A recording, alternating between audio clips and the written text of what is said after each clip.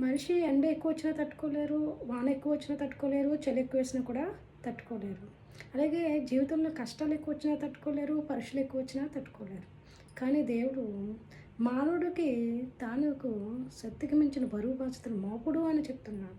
కానీ మనం ఏం చేస్తున్నాం అంటే చిన్న కష్టం వచ్చినా కూడా దాన్ని తట్టుకోలేక అదే పెద్ద కష్టంగా భావించి వేదంలో సౌదుల్లో పడిపోయి దేవుడి అనరాని మాటలు అంటున్నాము. అలాగే దేవుడికి దూరం అయిపోతున్నాము.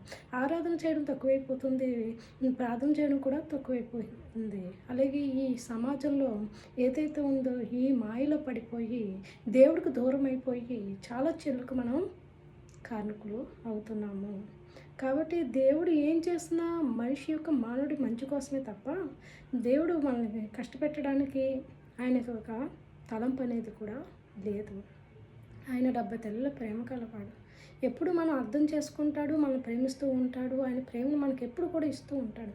అది మనం అర్థం చేసుకొని ఆయన ఆరాధిస్తూ ఉండాలి.